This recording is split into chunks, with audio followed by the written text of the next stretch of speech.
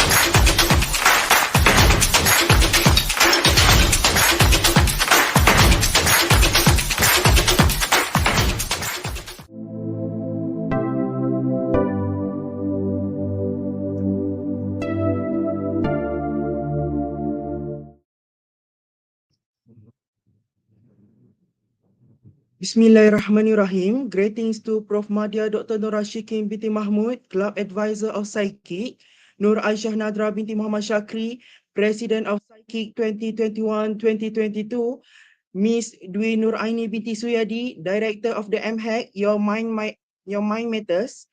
Speakers, Dr. Mohd Nasir Dr, Senior Lecturer of UTM, School of HRD and Psychology, and Dr. Joo Siang, Doctor of Philosophy in Guidance and Counseling, fellow committee members, and beloved participants.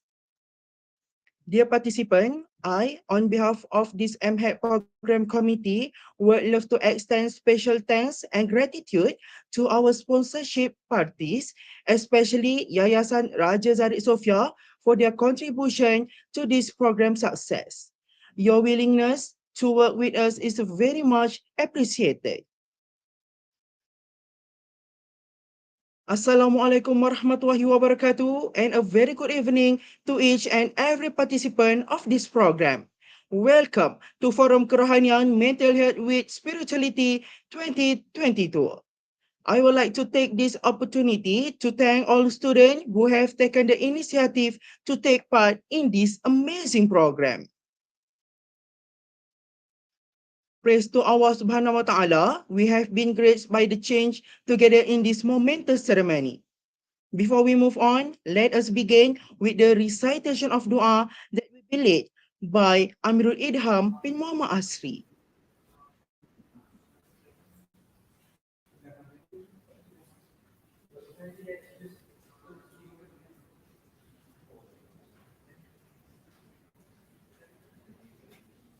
Ulmu Kitab Al-Fatihah.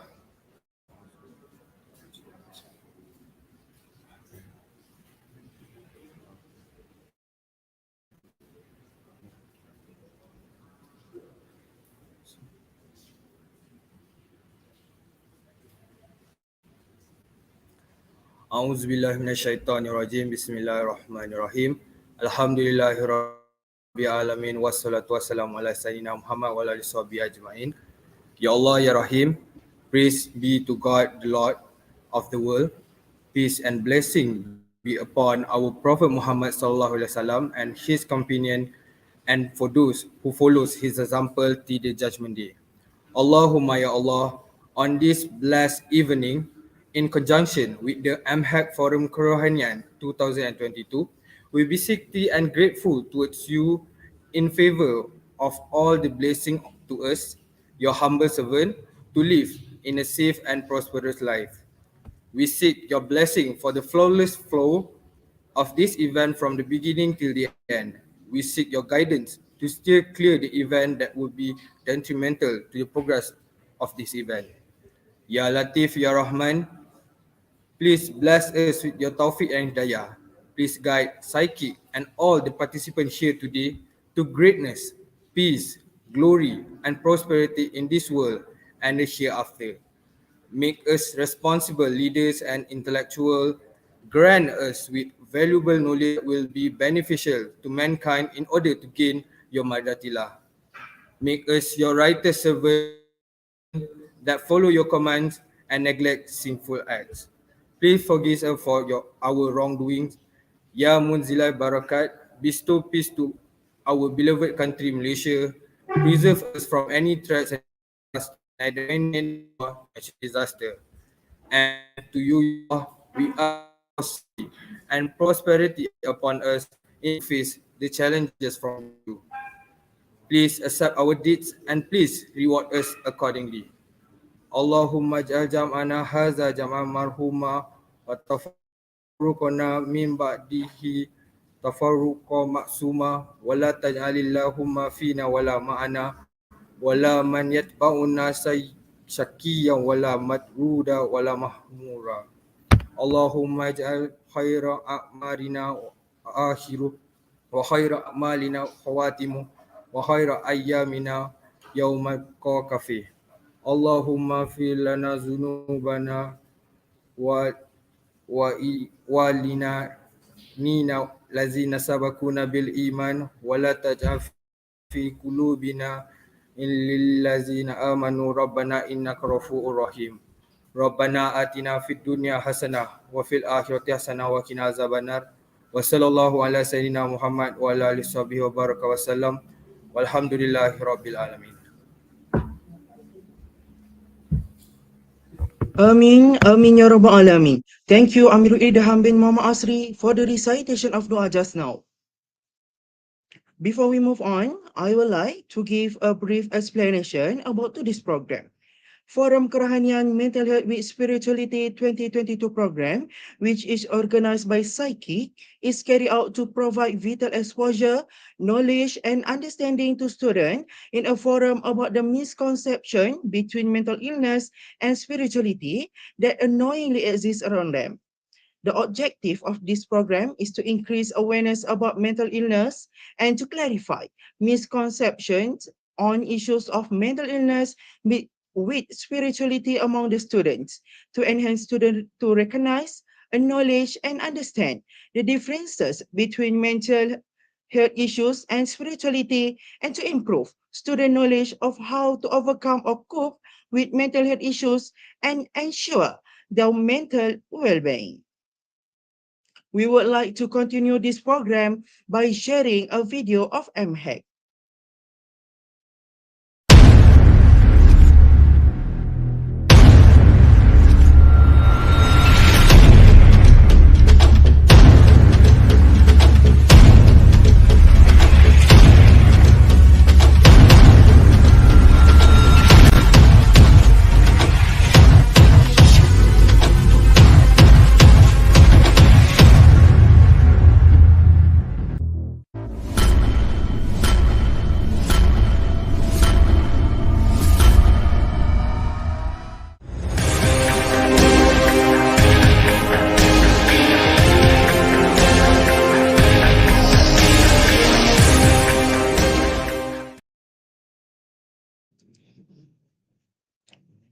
Dear participants, our next program will continue with the forum session.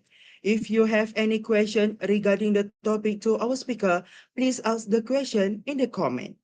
In order to continue with our program today, I would like to invite our moderator, Mr. Muhammad Salahuddin bin Ibrahim, second year in the Faculty of Science, to take over the forum session. Please welcome. Thank you to MC and a very good evening to every one of you. My name is Muhammad Salahuddin bin Ibrahim, second year in the Faculty of Science, and I will be your moderator for tonight's forum session with the title of Spiritual Forum, Mental Health with Spirituality. Dear audience, I will give a little introduction to you about the background of our panel for tonight. Our first panel is Dr. Mohd Nasir Dr. He is currently a senior lecturer in University Technology Malaysia, the School of HRD and Psychology. He has completed a degree in Islamic Studies, Master in Counseling and PhD in Islamic Psychology. Assalamualaikum, Doctor. How are you? Ya, Waalaikumsalam. Alhamdulillah. Alhamdulillah. So we move on to the second panel for tonight. Our second panel is Dr. Joo Siang. She is a lecturer in University Technology Malaysia, Guidance and Counseling, School of Education, Faculty of Social Sciences and Humanities, who holds Doctor of Philosophy, Guidance and Counseling. Good evening to you, Dr. Tan. How are you doing today? Good evening, Mr. Salahuddin, and good evening, Dr. Mohd Nasir. Nice to see you again. Okay, without further ado, let's dig in the details about the topic of mental health with spirituality from both of our panels. My first question is to Dr. Nasir. So, Doctor, can you explain to us how spirituality and mental health related?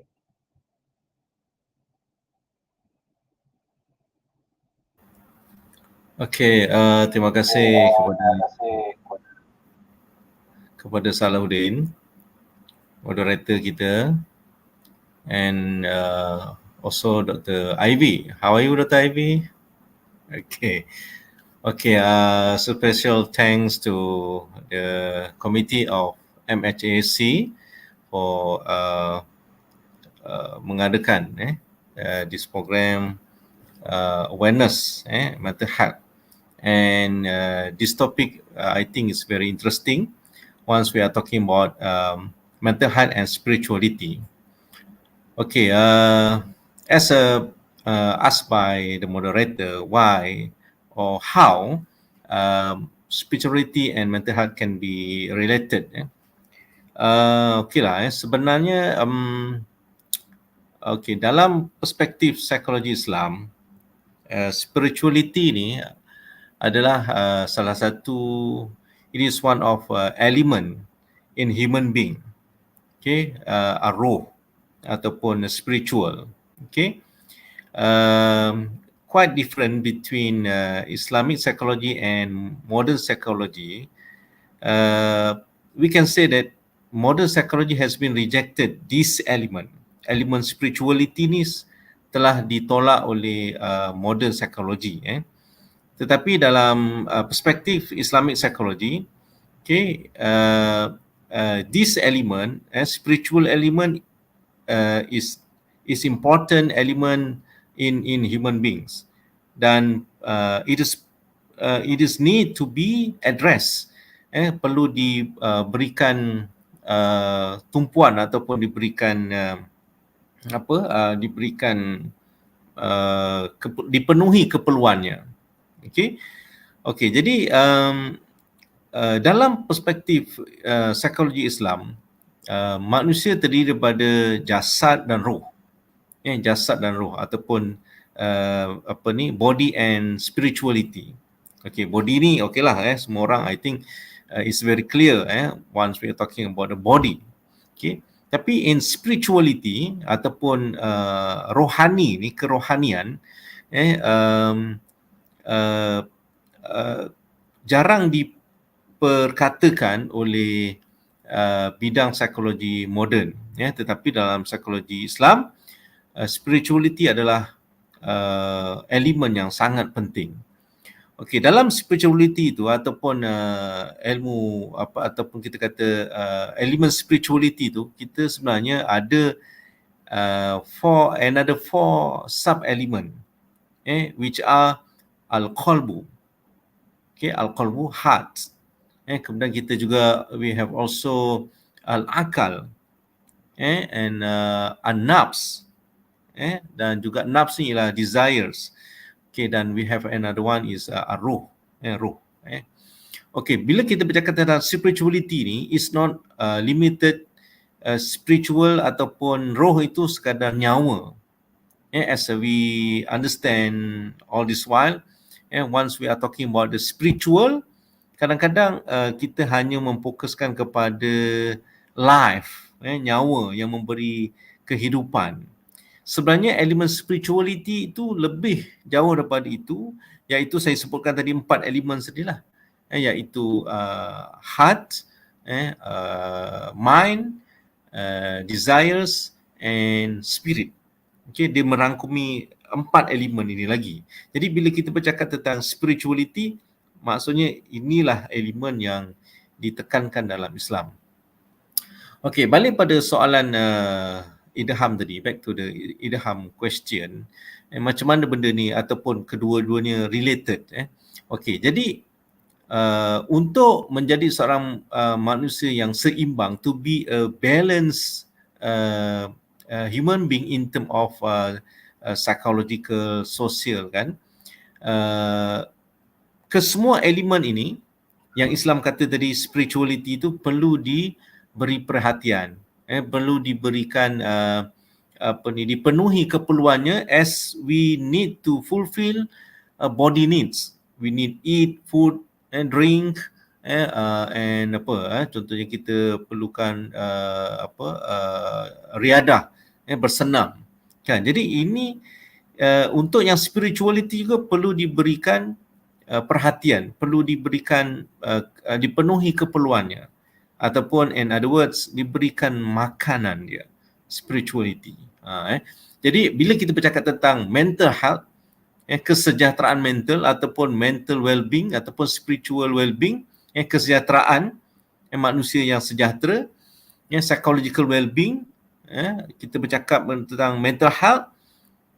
Jadi tidak boleh tidak, kita perlu memberikan tumpuan juga kepada elemen spiritual. Di situlah dia punya kaitan antara spiritual dan mental health. Okey. Yang kedua ialah kita kena faham bahawa dalam komponen spiritual itu saya ada sebut tentang al-akal, iaitu mind, minda. Minda cara kita berfikir, kognitif, rational, irrational, pemikiran rational, pemikiran tidak rational, pemikiran positif, pemikiran negatif. Jadi semua itu, keempat-empat elemen ini perlu diberikan tumpuan, diberikan dipenuhi keperluannya. Okey, jadi bertitik solat daripada situ, Islam meminta ataupun menyuruh penganutnya untuk memberi tumpuan kepada spirituality ini, di samping memberi tumpuan kepada elemen jasad ataupun body tadi. Maksudnya bila kita kata manusia terdiri daripada roh dan jasad, jasad perlu diberi makanan, perlu dijagakan kesihatannya, begitu juga dengan elemen spirituality. Perlu diberikan makan, perlu diberikan jaga kesihatannya, perlu ada penjagaannya. Barulah we can talk about the balance, human balance tu, keseimbangan manusia. Okay, jadi kita memberi satu gambaran yang berbeza dengan psikologi moden yang lebih memfokuskan tentang mental health, okay, kognitif, mind, okay. Jadi dalam psikologi Islam kita tidak menolak elemen tersebut, tetapi elemen tersebut sebenarnya terangkum, include in the spirituality concept. Ingat saya sebut tadi, bila saya sebut spiritual itu bukan sekadar spiritual yang kita faham sebagai nyawa, life, tapi ialah elemen kerohanian, spiritual element yang ada pada manusia. Kemudian saya tertarik dengan soalan oleh saudara Terry T. Dia kata, apakah perbezaan spirituality dari agama dan iman kepada Tuhan? Apakah spiritual itu satu konsep asing yang dari barat? Okey, bagus Terry soalan kamu. Seperti mana yang saya sebut tadi, dalam psikologi moden, aspek spirituality ini tidak diambil kira, has been rejected actually, telah ditolak, dan panjang dia punya sejarah dia mengapa penolakan itu berlaku. Tetapi towards the end, kita kata elemen tersebut, spirituality telah tidak diadres lah, tidak diberi tumpuan. Jadi kalau secara umumnya saya boleh respon kepada soalan Terry tadi ialah, semua manusia mempunyai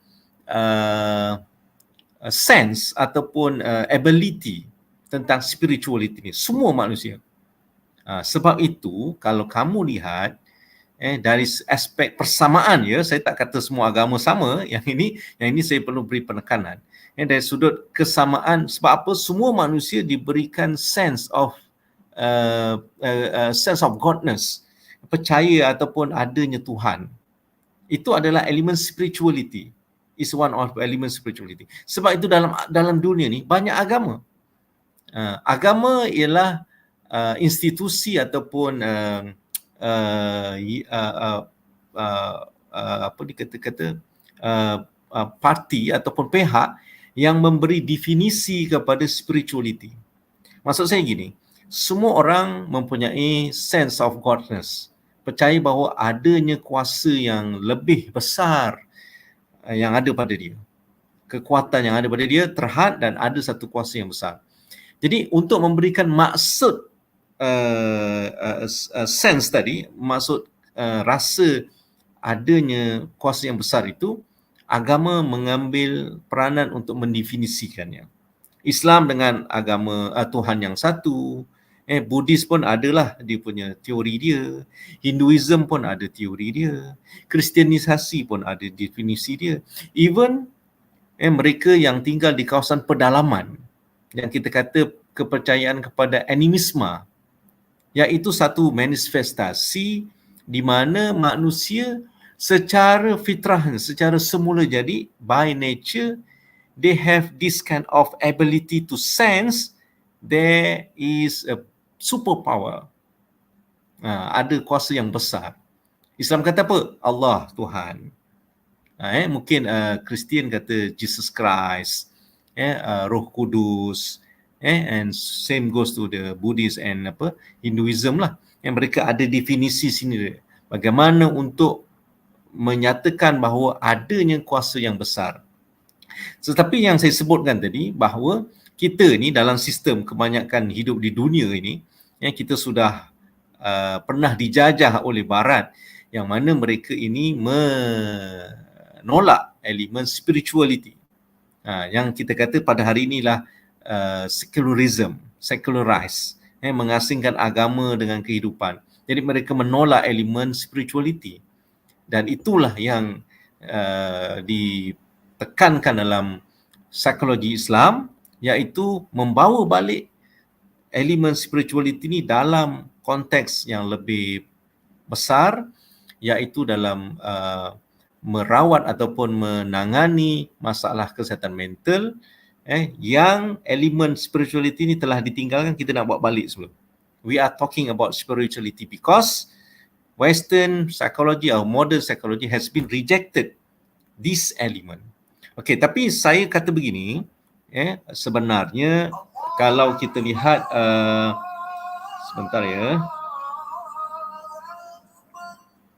Okey, kalau kita lihat kebelakangan ini, mungkin saya kata dalam 15-20 tahun kebelakangan ini, sebenarnya di barat sana banyak juga tokoh-tokoh scholars yang mula menyatakan, tokoh-tokoh psikologi yang menyebutkan elemen spirituality ini juga memberi sumbangan yang penting kepada mental health. Yang saya sebut tadi ni merujuk kepada tokoh-tokoh silam, Sigmund Freud, Albert Ellis, dan Gestalt. Ini mereka menolak elemen spirituality. Tapi yang lately, saya kata tadi mungkin 20 tahun kebelakangan ini, sudah banyak penulisan-penulisan, kajian-kajian spirituality and mental health. Dan kamu boleh saja cari dalam Google, kamu akan jumpa lah. Okay, saya ingat saya balik back to Idham for this first round. Okay, thank you.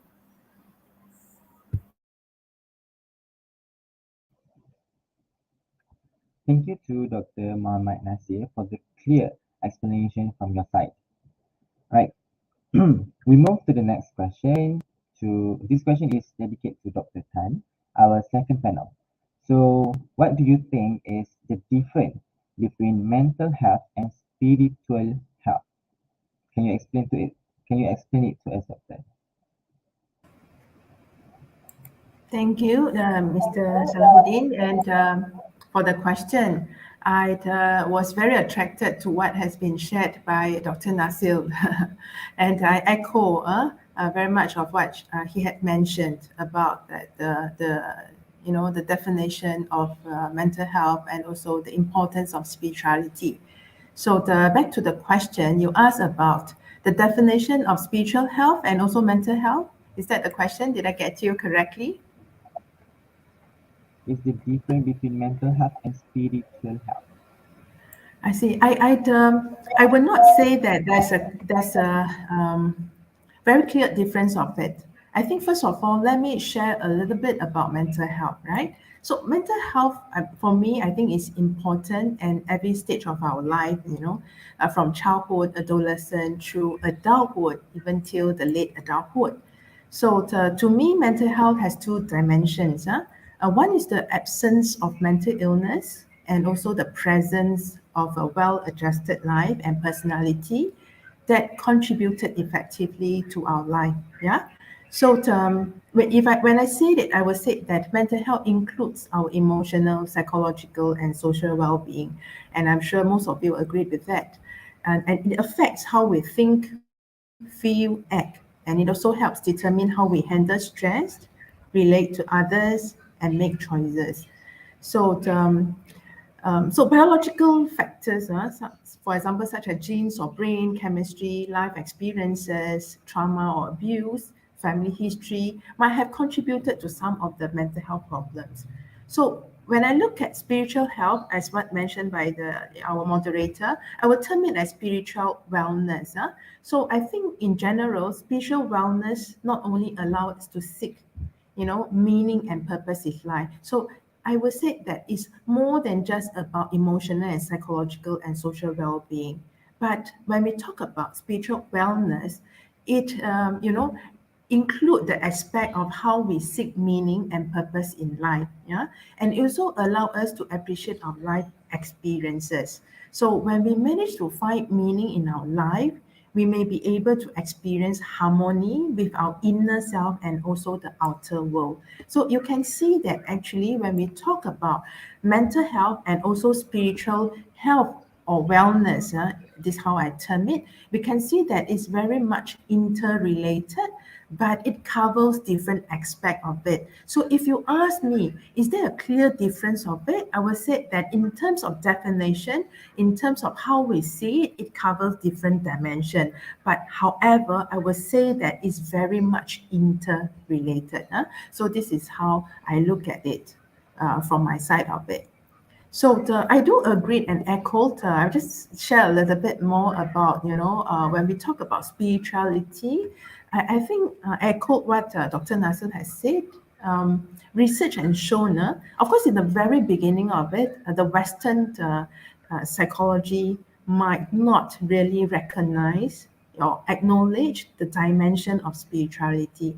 But I would like to actually mention Carl Jung. I think if some of you have read Carl Jung's book, and even, the Adler, they do talk about that spirituality, in terms of how it plays an important role in our life. Yeah? It's just that in the current years, I do see that and observe more and more research has actually put a greater emphasis on the element of spirituality. So many research has been done, and it has shown that, in fact, religion and spirituality can help people cope with the effect of everyday stress. So you can see that the element of religion, the element of spirituality do help us to cope better with everyday stress, and so as the importance of mental health. So some actually, some researchers do, stress that somehow it's difficult to define spirituality in terms of how we conduct research, right? So this is a little bit that I would like to, respond to the question. Over to you, moderator. Thank you, Dr. Tan, for the beautiful explanation. Now we know what are the differences between mental and also spiritual health. Next, I would like to pose my question to both of our panel. Let's start with Dr. Nasir first. So, Doctor, from your perspective of Islam itself, is it true that lack of spirituality leads to mental illness? Okay, can you repeat your question? I can't hear you clear. Sorry. Is it true that lack of spirituality leads to mental illness? Okay, I got it. Okay, thank you. Okay, thank you, Saludin. With this, I think it's a very familiar question.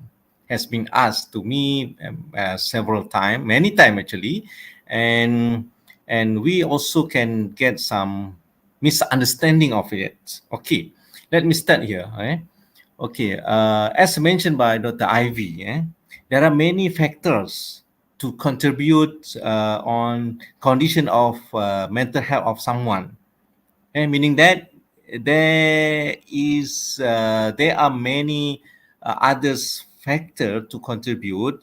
There are no such single factors. Okay. We have to be fair, and I think kita kena apa kena adil dan juga memberi apa ya nak sebut, maksud saya gini, bila kita kata lack of spirituality can lead mental health issues, sometimes it is right, but not always true. Sometimes it's right, kadang-kadang ia betul, kerana saya sebut tadi, there are many factors to contribute someone condition of mental health. Maknanya bukan satu faktor saja, dia banyak faktor. Okey, soalan moderator dia kata tadi, adakah a lack of spirituality can lead mental health? Saya jawab, ya, tetapi bukan semua keadaan. It's certain case. Begitu. Jadi kita kena adil lah, saya sebut kena adil. Ada orang yang lack of spirituality tapi dia tak ada isu mental health. Ada orang yang good spirituality, dia ada mental health. Dan ada orang yang lack of spirituality, memang dia ada mental health issues. Jadi kan kita kata dia banyak faktor lain yang menyumbang. Tetapi saya ingin menegaskan begini. Oleh kerana tadi poin saya lah keseimbangan. Seimbang ni penting. Sebab apa? Islam kata ada body, ada spiritual. Jangan fokus hanya pada body tetapi spirituality tidak difokuskan. Sebab yang saya sebut tadi, Western ataupun modern psychology, mereka kata psychology lah study of mental process and behavior, and they has been reject the element of spirituality. Jadi dia tak emphasize lah. Tapi yang ini ialah saya kata mungkin sebahagian besar dalam bidang psikologi. Tapi yang saya nak tekankan gini, sekiranya kita mengatakan bahawa semata-mata the only factor lacking of spirituality leads someone to have a mental health, I think this very not true lah, ataupun kita kata sangat tidak adil bagi dia pada pesakit tadi. Macam tu. Maksud saya gini, walaupun keadaan-keadaan tertentu ada pesakit yang memang spirituality dia lack dan lead kepada mental health. Tapi bukan semua kes. Bukan semua kes. Jadi untuk berlaku adil, saya sebut tadi, to be fair, as a psychologist ataupun psychologist to be, student, kamu kan pelajar psikologi, okay, kamu kena lebih adil. Jadi apa? Kita kena diagnose. Bukan kita tu, maknanya saya lah, maksudnya pihak psikiatrik, pihak psikologis.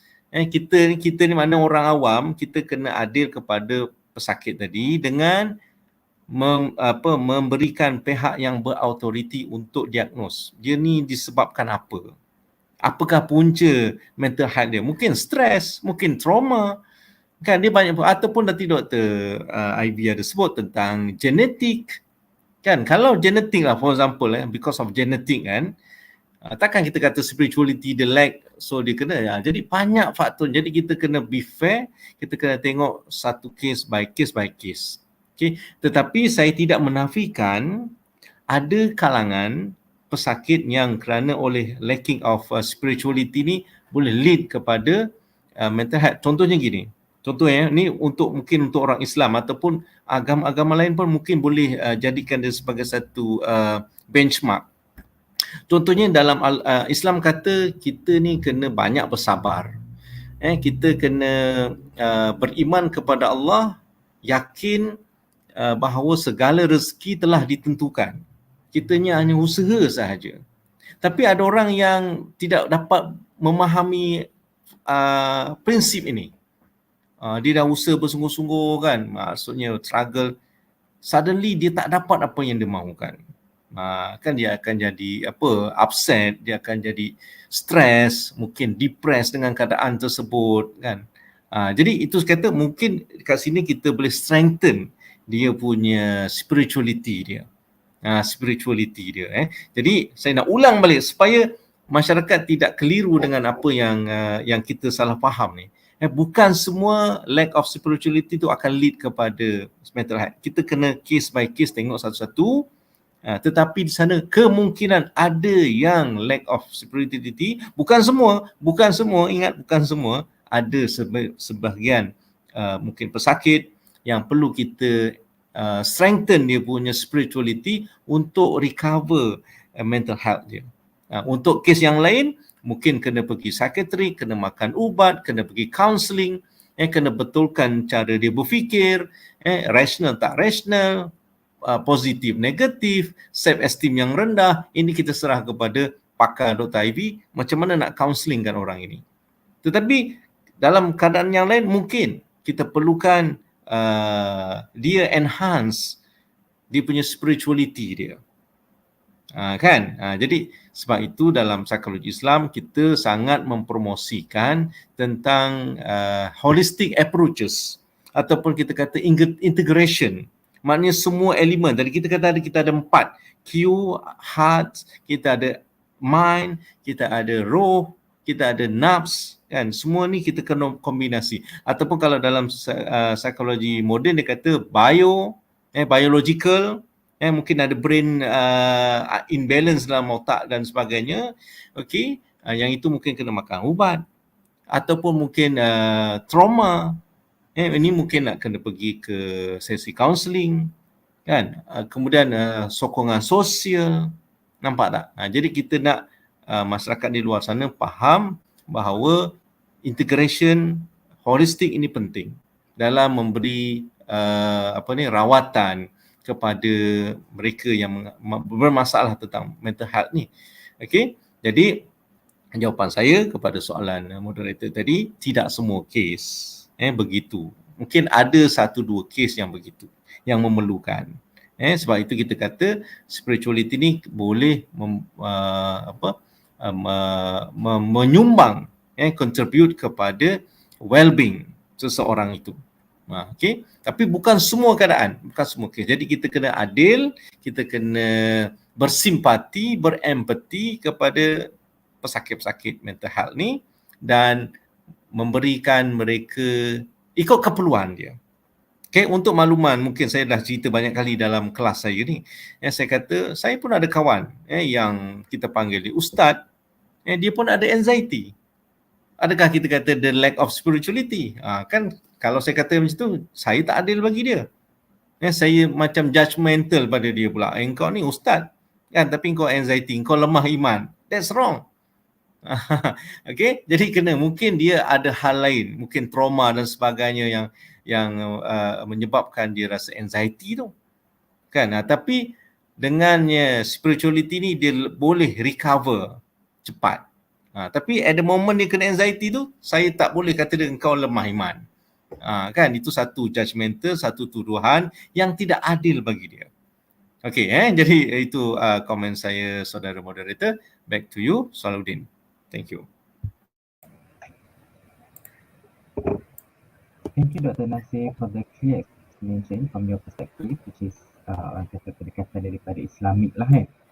Okay, so now I want to move to Dr. Tan's punya perspective. What's your opinion about lack of spirituality can actually lead to mental illness? Thank you, Mr. Moderator. Yes. Now, when I get your question, I was like, wow, this is a very strong question.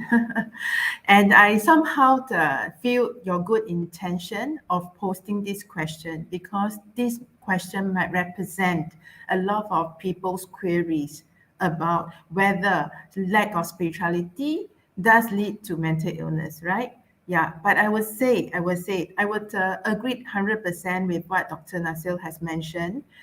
When we put that into one reason that leads to another, like A leads to B, it can be somehow very dangerous and creates a lot of judgmental biases and discrimination to those who suffer from mental illnesses. Yeah, so definitely I would say that not to look at it from just one dimensional. Yeah. Is multidimensional. So to me, I would say that spirituality is a very personal experience due to our different background, cultural, religion background. And I would say that every one of us, we will have our unique spiritual path, right? So different to the idea of spirituality actually has different meaning and means, different things for different people. So that's why we wanted to highlight, I would like to highlight that individual difference is very important. Now, so back to mental illnesses, I think in the previous sessions, the question I talk about it.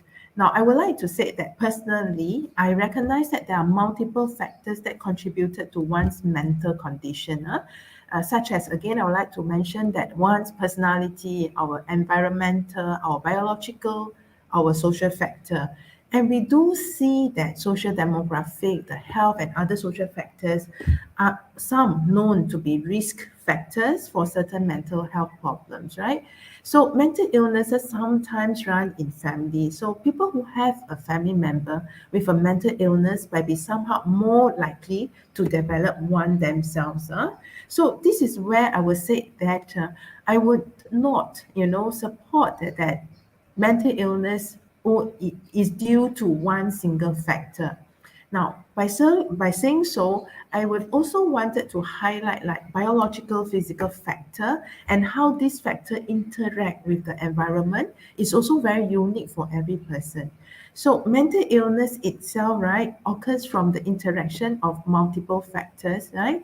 So the medical reason, the injury of certain areas of our brain, the long-term substance abuse, drug have also been linked to some mental illnesses. So that's why I think it wasn't uncommon for someone with mental illness to be told to take their problems to their place of worship, meaning that we do encourage, we do see that a lot of people will encourage those who suffered from mental illnesses to go to their place of worship, right? And ask them to have more faith as a remedy to feel better, right? Of course, it helps and it brings a lot of benefit, but sometimes, I just want to stress, sometimes it can be also harmful, all right? Why? To observe and to also say that mental disorder as a problem of faith rather than a treatable condition, all right? So I would say mental disorders affect those who are faithful, you are very religious, you are very faithful, and also those as well as non-believers, right? So this is something that I think we should be careful about it. Thank you. Over to you.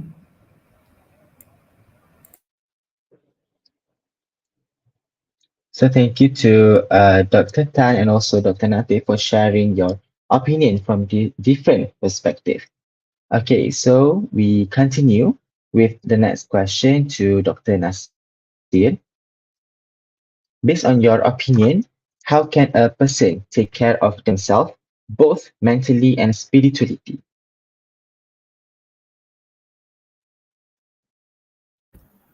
Okay, again, so thank you, Mr. Moderator. Okay, as I mentioned before that, in Islamic perspective, we believe that we consist, a human being consists with two dimension, body and spiritual. Okay, so kita kena faham tentang situasi ini, iaitu keseimbangan. Yang itu saya nak tekankan, keseimbangan tadi. Jadi maknanya kedua-duanya perlu diberikan tumpuan. Yang saya sebut address tadi. We have to address both elements, both dimension. We have to give the needs, to fulfill the needs of spirituality. Okay, mungkin kamu akan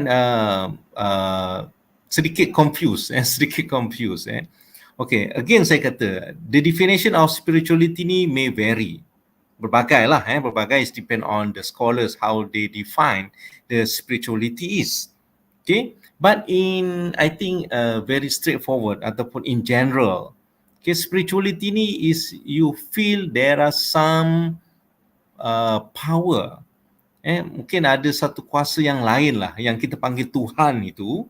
The sense of believing tu, percaya ada satu kuasa lain selain daripada kita sendiri. Yang dipanggil kalau dalam definition tu transcend. Mana ada satu unsur lain yang didefinisikan oleh setiap agama tu sebagai Tuhan, Jesus, Allah, Dewa-Dewi dan sebagainya itulah. Yang itu kita tak nak lebih mendalam. Okay, saya kata maknanya rasanya ada Tuhan itulah spirituality. Rasa kalau tapi doktor, saya ada juga jumpa kawan tak rasa adanya Tuhan. Okay, so kita kata gini, Islam percaya bahawa semua orang sebenarnya mereka ada kepercayaan pada Tuhan. Macam mana nak membuktikannya? Dalam Al-Quran sebut wala in sa'altahum man khalaqas samawati wal ard la yaqulunallah. Semua orang kalau ditanya siapa yang jadikan langit dan bumi, mereka akan kata Tuhan ataupun Allah. Okey? Dan dalam Al-Quran disebutkan manusia ni kalau di dalam keadaan desperate, terdesak. Contohnya yang digambarkan dalam Al-Quran tu dia berada di lautan. Dipukul ombak, badai. Ataupun mungkin kamu pernah naik kapal terbang, ada apa tu lagging kan, masing-masing akan oh my god, ya Allah, Allahu Akbar, dengan menyebut nama Tuhan masing-masing lah. That's spontan. Maknanya bila manusia dalam keadaan ketakutan, kesukaran, kesusahan, desperate, ataupun emotional burden, kan, kita need someone can help us. Bukan orang, bukan manusia. Manusia kawan-kawan ni dah tak boleh tolong. Ibu bapa kadang-kadang dah tak boleh tolong. Desperate. Masa tu kita akan, ya Allah Tuhan, macam itulah. Oh my God, oh my Lord. Ya Allah Tuhanku, tolonglah aku. Macam tu. Apa aku nak buat ni? Kan? Okay, itu adalah sign. Makna tanda-tanda bahawa kita punya sense of God tu ada di situ. Itu kita panggil spirituality. Okey, apa beza spirituality dengan agama? Agama ni dia institusi. Yang saya sebut tadi, agamalah yang beri definisi kepada spirituality konsep tu. Macam Islam, Tuhan yang satu. Kalau dalam Kristian, dia mungkin kata ada Trinity. Mungkin kalau Hindu contohnya, saya sebut saja, ada Brahma. Begitulah. Buddhis pun mungkin ada dia punya sendirilah. Jadi, perbezaan itu adalah agamanya. Cara kita sembahyang, the way we praying. Islam ada sembahyang 1 hari 5 kali, pergi sembahyang Jumaat. Mungkin Kristian pergi ke church. Buddhist and Hinduism akan pergi ke kuil dan sebagainya. Kan, itu kita kata agama yang memberi makna yang untuk fulfill. Sebab apa saya sebut tadi? Fitrah manusia ni dia percaya pada Tuhan, adanya Tuhan. Jadi macam mana Tuhan itu? Sifatnya bagaimana? Itu didefinisikan oleh agama. Tuhannya bagaimana? Begitu dan begini, kan? Dia punya sifat-sifat dia itu peranan agama yang memberikan maksud makna kepada spirituality. Tapi spirituality ni semua orang ada. Semua orang. Yang saya sebut tadilah, kalau manusia ni dalam keadaan desperate, dia akan mencari suatu kuasa yang lebih berkuasa menolong dia. Itu satu gambaran yang disebut dalam Al-Quran. Macam mana kita nak tahu Tuhan tu ada? Macam itulah bila mana kita dah tak tahu nak minta tolong dengan siapa. Makan ubat dah tak sembuh-sembuh. Kan? Jadi itu kita strengthen kita punya spirituality. Kemudian saya juga tertarik kepada soalan Firdaus Saleh tu. I confuse whether spirituality and religion considered as a coping mechanism to fight mental illness. If yes, it is considered as emotional focused coping mechanism. Okay, dalam soalan Firdaus ini, okay, thank you Mr. Firdaus with this great question I think. Okay, gini tau. Oleh kerana saya sebut tadi, kita ni secara nature, by nature, we actually believe in God. How to believe ataupun definition tu, okay, kita put aside macam mana tu kan. Tapi at the moment tu kita kata, okay, kita percaya pada ada kuasa besar yang overpower kita. Okay, jadi di situlah terletaknya harapan adanya Tuhan. Tapi kalau kamu baca Sigmund Freud, dia kata agama ni ciptaan manusia. Dia kata ada Godfather. Yang Godfather itulah watak yang diciptakan oleh manusia. Okey, tak apalah, yang itu saya letak tepi. Sebab apa saya kata tadi, tokoh-tokoh psikologi yang apa ni, yang silam ni, mereka kebanyakannya menolak elemen ketuhanan spiritual lah. Tapi saya nak sebutkan di sini tentang bagaimana agama memberi ataupun menjadi coping mechanism. Bila kita tidak ada harapan, macam hopeless, kita tak ada harapan kan, because of upset, because of stress, depressed, anxiety and so forth, we don't have any hope. Kenapa? Semua orang dah tak boleh tolong kita. Siapa yang boleh tolong kita? That's kita kata macam mana agama memberikan pengertian, jadikan spiritual itu sebagai coping mechanism. Bagi orang Islam, kita tak dapat keadilan di dunia ini, kita dizalimi contohnya, kan, kita rasa dizalimi, kita tidak mendapat keadilan, kita kata nanti di akhirat saya akan dapat keadilan. Dan ada saya pernah jumpa satu case, dia berbual sajalah, dia kata, doktor, kalau saya bukan Muslim, kalau bukan saya Islam ni, mungkin saya sudah bunuh diri. Dia dah ada suicidal thought, sudah berfikir banyak kali dah. Tetapi yang prevent dia daripada membunuh diri lah kerana I believe in Islam. Okay, siapa yang bunuh diri akan mendapat kemurkaan yang besar daripada Tuhan. Jadi itulah yang prevent, yang menyebabkan saya tak bunuh diri, dan saya yakin bahawa sakit saya ini mendapat pahala. Saya mendapat pahala daripada kesakitan yang saya sedang hadapi. Ini yang saya sebut tadi, bentuk harapan, coping mechanism. Jadi hope. Mana apa dia mendapatkan, dia menunggu-nunggu di hari akhirat nanti ataupun hereafter tu tentang balasan kesakitan dekat dunia ni. Kat dunia ni kan dia sakit, dan bila dia nak bahagia. Sebab itu dalam Islam kata, okay, dunia ni hanya sementara, akhirat juga yang kekal selama-lamanya kan. That's the philosophy, how this philosophy can make as a coping mechanism to be resilient, untuk menjadi seorang yang tabah. Bagaimana contohnya yang lain, contoh lain, kita kata konsep tawakal dalam Islam. Bertawakal, kita serah kepada Allah, kita serah kepada Tuhan, kita dah buat yang terbaik, okay? Tak dapat naik pangkat pun tak apa, Dr. Ivy. Sebab apa? Kita buat yang terbaik, dan rezeki itu bukan kita punya, in Islamic perspective, we don't control the rezeki itu. We are controlling the effort, usaha kita. Kita buatlah apa yang Scopus dan sebagainya kan. Tapi kalau yang Islam kata, kalau Allah belum bagi, Tuhan belum rezeki kau tak dapat. Jadi kita akan reduce stress tu. Kita akan rasa okay, mungkin rezeki saya belum sampai. Kan bukan tak ada stress langsung tau, tapi dia less stress. Ini kita kata filosofi ataupun konsep-konsep asas dalam Islam. Sabar, syukur, ini semua kalau diceritakan panjang, tapi bagaimana kita mendefinisikan syukur, sabar, saya sebut tadi tawakal, redha, macam mana kita dapat definisi itu? Agama yang mengajarkan kita. Supaya kita tabah. Kalau kita tak tabah, kita marah Dr. Ivy. Tak dapat naik pangkat. Saya pun senior juga kan, buat kerja dah macam-macam tapi tak dapat naik pangkat. Kenapa? Kan kita akan jadi stres, akan jadi mungkin upset. Kita mungkin tak tahulah macam-macam lah.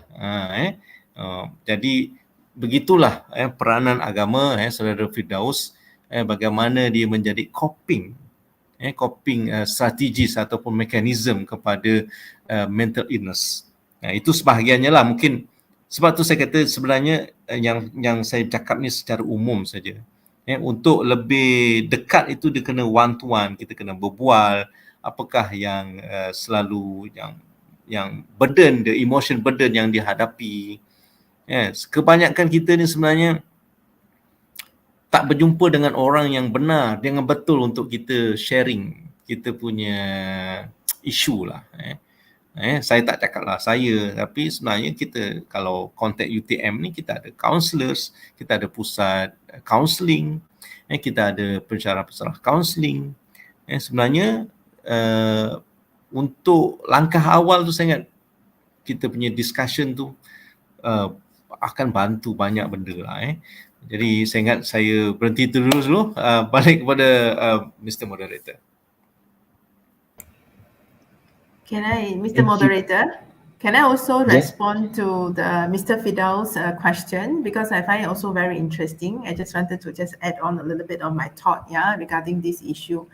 I think, as I said before, religion and spirituality is interrelated, but there are non-believers out there. So for us who have our own religion, we can feel that our connection with God, We can feel that our connection with the earth.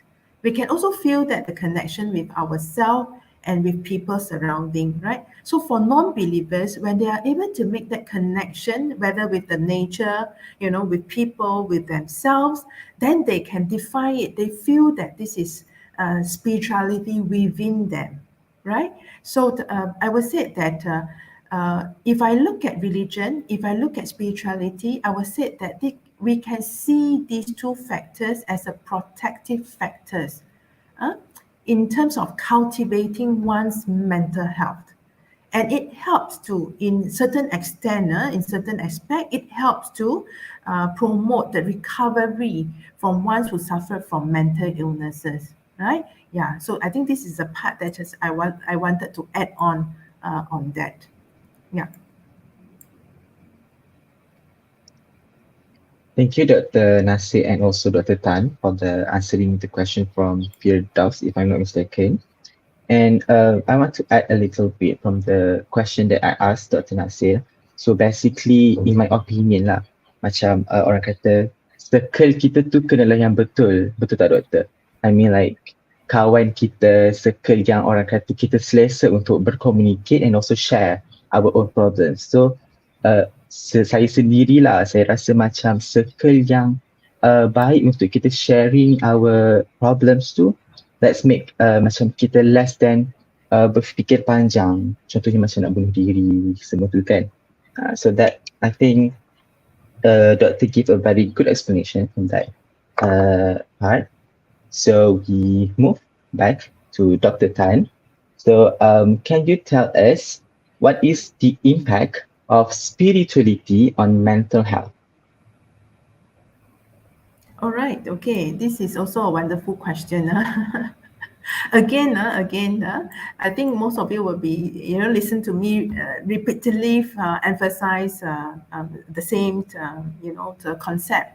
I would say that spirituality has different meaning for different people. All right. So in general, studies indicate that religion and spirituality promote mental health. So that's why when we talk about the impact of spirituality on mental health, I think this is where spirituality helps to promote or cultivate a positive religious coping, positive beliefs, and also community engagement and support. Now, I remember I came across this article where the researcher mentioned about if you can, in terms of religious practice, right? If you are intrinsically connected with your God, then you can feel that you are being supported.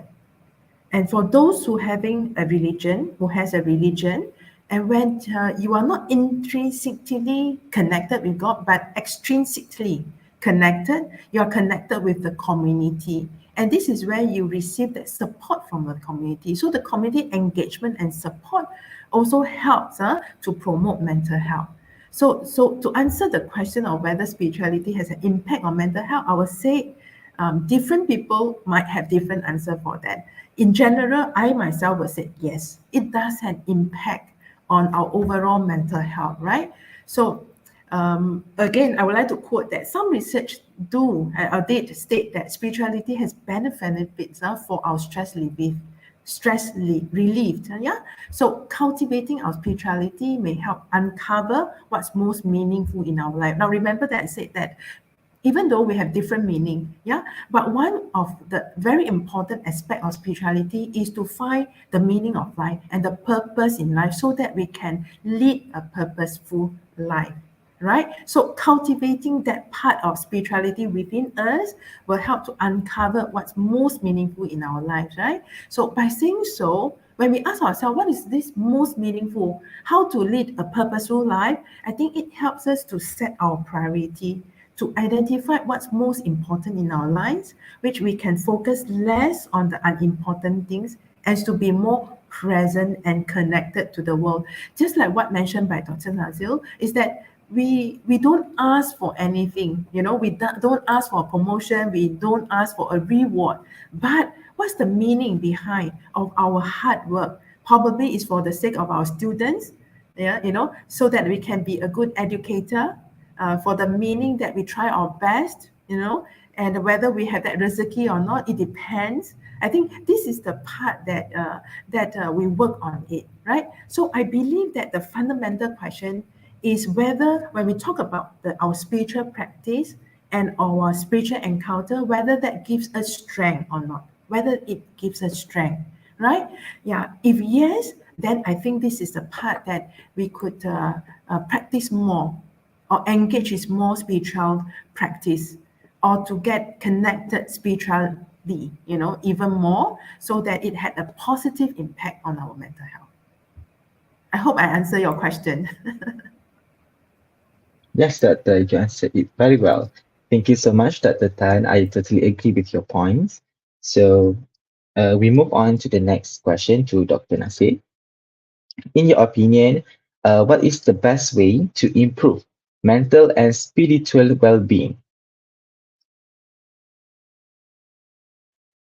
Okay, thank you, Mr. Salahuddin. Okay, saya nak sedikit tambah daripada definition yang disebut oleh Dr. Ivy tadi kan. Okay, bila kita tengok definition of spirituality ni, okay, seperti mana yang Dr. Ivy sebut tadi lah maka saya bacakan saja bahan yang saya ada ni daripada artikel. Spirituality is the person quest for understanding answer to the ultimate question about life, about meaning, about the relationship with the sacred or transcendent, which may or may not lead to arise from the development of religious ritual of the formation of a community. Okay, jadi daripada sini kita, ni definition salah satu mengenai spirituality. Apakah yang dimasukkan spirituality? Itu ialah pertanyaan-pertanyaan yang disebut ultimate question ni, the meaning of life. Kenapa saya buat benda ni? Kerjalah apa semua kan. Kadang kita ni stres, banyaknya kerja nak buat ni kan. Ataupun tak tahulah stres macam-macam lah. Mungkin ekonomi stres ke, tak dapat kerja ke apa kan. Okay, jadi kita ni akan stres. Jadi dekat situlah yang kita kata dari coping strategies ataupun mekanism yang di provide oleh spirituality yang kita dapat maknanya daripada agama. Okay, cuma ada I think we do agree that some people may say that dia tidak percaya kepada ataupun dia tidak associate diri dia kepada mana-mana agama, tapi dia believe in spirituality. Maknanya apa? Dia fokus kepada sense of purpose, dia tahu apa makna hidup dia, sense of connectedness to self, to others, to nature, to community, a quest of wholeness, the search of hope and harmony kan. Okey, jadi okeylah, saya tidak mahu komen dekat situ. Maksud saya gini, kalau spirituality itu didefinisikan sebagai sense of purpose, okay, maknanya gini, setiap orang akan tertanya dalam diri dia siapa yang ataupun apakah tujuan, purpose kan, tujuan hidup dia, apa yang dia nak capai, tujuan hidup dia lah. Okey, jadi agama lah contohnya Islam telah memberi jawapan kepada apakah tujuan hidup manusia. Wa ma khalaqtul jinna wal insa illa liya'budun. Maknanya manusia ni diciptakan oleh Allah, oleh Tuhan untuk beribadah kepada dia. Ibadah ni bukan sekadar sembahyang tau. Ibadah ni buat baik, bekerja secara halal, mencari rezeki yang halal, itu semua dikira ibadah. Jadi maknanya manusia ni diciptakan oleh Tuhan untuk melakukan kebaikan. In short macam tu. Melakukan ibadah, melakukan kebaikan, buat baik dengan orang. Itulah kita kata sense of purpose. Jadi sense of purpose tu didefinisikan oleh agama masing-masing. Kalau dia kata tadi dia tidak mahu associate diri dia dengan agama, mungkin dia kena cari jawapan. Sense of purpose dia tu, tujuan hidup dia apalah. Mungkin dia akan jumpa. Mungkin dia akan jumpa. Ataupun dia kata connectedness, kebersamaan ataupun connected dia macam kita kata connected, transcend dengan Tuhan. Ada Tuhan, ada manusia, kita sembah Allah, kita sembah Tuhan kan. Itu connectedness. Okey, tapi orang yang tak percaya pada agama ni ataupun dia tidak mahu diri dia berkait dengan agama ni, dia kena cari jawapan sendiri. Bagi saya, agama telah memberikan jawapan-jawapan. Dia telah menunjukkan cara-caranya sekalipun. Cara-caranya pun dah ditunjukkan. Itulah peranan agama masing-masing. Mendefinisikan, memberi tunjuk ajar, interpret. Macam saya sebut tadi kan, ibadah, manusia ni diciptakan untuk ibadah. Siapa yang interpret ibadah tu, yang saya sebut tadi, bukan sekadar sembahyang, bukan sekadar melakukan kebaikan, tapi merangkumi segala aktiviti manusia. Siapa yang interpret macam itu? Agama yang interpret. Kepahaman tu diinterpretasikan oleh agama. Jadi begitulah saya sebut tadi, peranan spirituality. Okey, balik kepada soalan Mr. Moderator tadi, macam mana kita nak jadikan dia sebagai salah satu well-being, kesejahteraan. Okey, jadi sebab itu saya sekali lagi saya kata, semua agama claim diri dia as a way of life. Slogan ini saya ingat agama Islam pun claim Islam is the way of life. Buddhism pun mungkin dia akan cakap macam tu. Saya rasa saya pernah jumpa slogan ni pada agama. Jadi agama itu perlu dijadikan sebagai way of life. Dia bukan sekadar kita pergi masjid, bukan sekadar kita pergi church, bukan sekadar pergi ke temple, bukan. Itu sebahagian kecil saja mengenai agama kita. Kalau dalam Islam ni, agama tu bukan sekadar ibadah di masjid. Kita buat baik, dapat dosa, pahala, buat kebaikan, sama ada Tuhan nampak, tak manusia nampak atau manusia tak nampak, keikhlasan, the whole of life. Bukan sekadar pakai kepiah macam saya ni, tu ustaz, itu orang baik, bukan. Macam Salahuddin tak pakai kepiah, bukan orang baik, bukan macam tu. Agama tu dia kehidupan kita. Jadi kalau dalam dunia ni ataupun kita ni pelajar-pelajar SHY ni, psychic ni, mereka belajar tentang psikologi. Kenapa? Kerana untuk mengajarkan manusia untuk mencari kebahagiaan, untuk mencari bahagia, untuk well-being, untuk wellness, untuk happy, untuk peaceful, rasa macam itu. Dan sebenarnya agama juga mempunyai cara-caranya macam mana kita nak capai kebahagiaan. Sebab itu dalam kelas saya suruh pelajar saya, okey, sekarang cari happiness in Islamic perspective, happiness in Christian perspective, Buddhist perspective, supaya masing-masing menggunakan agama yang kita anuti daripada kecil sampai kita mati nanti, kan, supaya macam mana mereka agama mendefinisikan kebahagiaan, macam mana nak mencapai rasa well-being tu. Kan? Sebab itu saya kata tadi, agama ni sebenarnya dia memenuhi keperluan spirituality. Dan agama ni dah menunjukkan cara-caranya. Saya percaya kalau kita dulu masa SPM kita belajar tentang Hinduism, tentang Kristian kan, ada cakra 8, ada macam-macam lah, ada incarnation dan sebagainya, itu kan sebahagian besarnya itulah untuk menjadikan manusia ni well-being, rasa bahagia, rasa sejahtera, aman, bahagia. Itulah yang nak dicapai oleh manusia, kan. Kita hidup kat dunia ni bukan kita nak stres, apa kita nak stres, kan, tapi stres tu datanglah, tapi macam mana nak coping. Okey, dan kita ada psikologi moden, okey, fine, itu pun okey, tak ada masalah yang itu. Tetapi saya kata tadi, agama juga memberi tunjuk ajar macam mana nak mencari kebahagiaan. Apakah yang perlu kita utamakan? Apakah yang perlu kita kemudiankan? Juga telah diajar. Kalau kamu tengok sejarah tokoh-tokoh para agama masing-masing, mereka melalui satu jalan, satu proses yang sebahagiannya yang kita panggil bertapa tu kan, bukanlah bertapa, sebenarnya mereka doing reflection, ataupun mungkin dalam agama lain dikata meditation. Kalau dalam kisah Nabi Muhammad ni, dia berkhalwah ataupun beruzlah, bersendirian di Gua Hira, memikirkan tentang manusia, reflection, Dia muhasabah diri macam mana, apa nak jadi dengan umat aku yang dalam keadaan sesat. Macam mana nak cari kebahagiaan. Kalau kamu tengok sejarah kisah agama Hindu ataupun Buddha, Gautama Buddha, apa yang dirasai sehingga dia meninggalkan kehidupan dia yang mewah itu? Apa yang dia cari? Adakah kemewahan itu membahagiakan? Adakah kebahagiaan itu mesti dengan kemewahan? Tidak jawapannya. Tidak jawapannya. Jawapannya ialah kita punya spiritual. Makna dalam diri, meaning of life, sense of purpose. Semua itu ada jawapan. Dan kita tahu apa kita nak buat dekat dunia ni.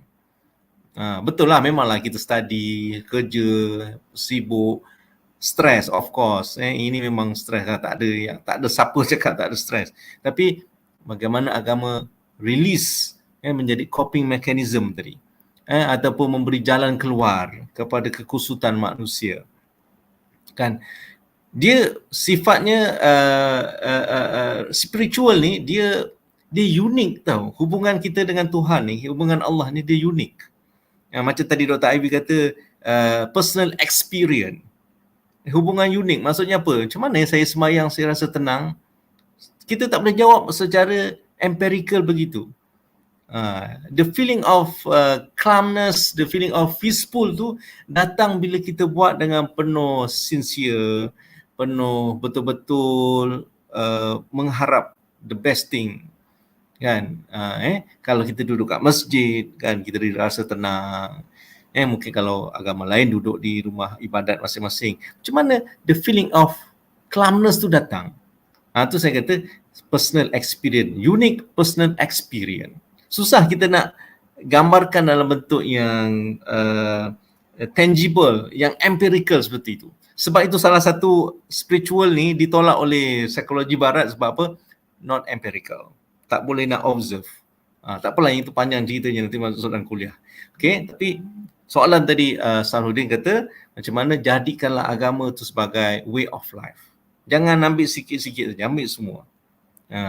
Apa yang dikata agama tu biasanya berkaitan dengan kebaikan manusia sendiri. Jiran-jiran saya ni pun anti tu Buddhis, Chinese Buddhis. Depan sana ada Hindu.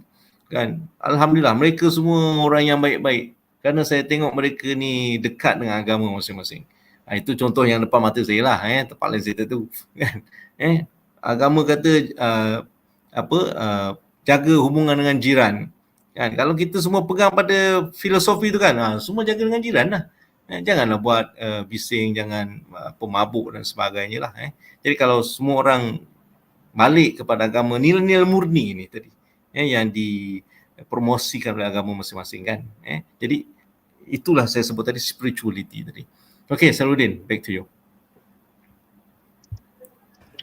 Now we all have a greater understanding on how religion and also spirituality take a toll on our mental health. Thanks, Dr. Nasir. I would like to dedicate the same question to Dr. Tan. Maybe you, Doctor, have a different perspective in your opinion. So, Doctor. Thank you, Mr. Salahuddin. I would say that, just now when Dr. Nasir mentioned about something that's tangible, non-tangible, I just quote just one thing, loved. Can you see love? Can you count love? But we feel love, isn't it? Yeah, but it's very hard for us to measure love. If we ask all of you, how much that you love yourself? Yeah, wow, very hard to answer. How much that you love your spouse, you love your families? We know that we love, but it's uncountable sometimes. It's not able to be measured. So I think this is something that, back to that what Dr. Nasir has said, when we talk about spirituality, I think it's also a practice. It is also regarded as our experience. So someone who have a religion doesn't mean that that person can have that sense of spirituality within themselves, right? So if we practice, it's just external. We do it in terms of our behavior, but we don't feel it. We don't feel the connection that we have with God. We don't feel the connection that we have with our surrounding, but we just do what it expected to do, then that's a different story. So that's why in certain aspect, I would say that spirituality and religion is separated. But on a certain aspect, is also closely interrelated. All right. Yeah. So by saying so, now I wanted to answer the moderator question about how to help people or how to cultivate mental health. Is that what your question is about? I would Just to like to cross ask the check. same question from Dr. Yeah. Nasir, the way Right. to improve mental and spiritual well-being. Right. And when I shared, you can see that there's a lot of aspect that I share is interrelated in terms of how we take care of mental health. It's difficult to divide, yeah. But when we talk about spirituality, it's also there's a sense of connectedness that we have with our surrounding and also the purpose of life. This is something that I wanted to add on, yeah. So there's a few things that I think we can do.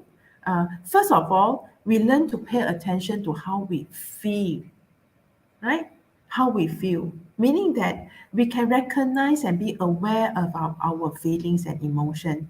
Now, we can name it and we can recognize it, we can acknowledge it, and we can embrace it, and we can regulate it. So it's different than we acknowledge and then we just have an outburst. We show our tantrum and we tell all of our friends that, oh, I learned psychology. Psychology tells us that we need to be genuine. So I tell you I'm angry. So that's why it shows that I'm very congruent and very genuine person. Not to that aspect. Now, remember, when we talk about spirituality, it's also a way of how we live. It's also a way of how we connect with others. That's why we need to regulate our emotion. So one way of taking care of ourselves is how we pay attention and regulate our emotion so that we acknowledge it. We can also express it in a way that we do not harm others, but also we do not harm ourselves. So we do not suppress it. We know about it and we can regulate that within ourselves. So it's not definitely not just an outburst of emotion and feelings towards others, right? So this is one part of it.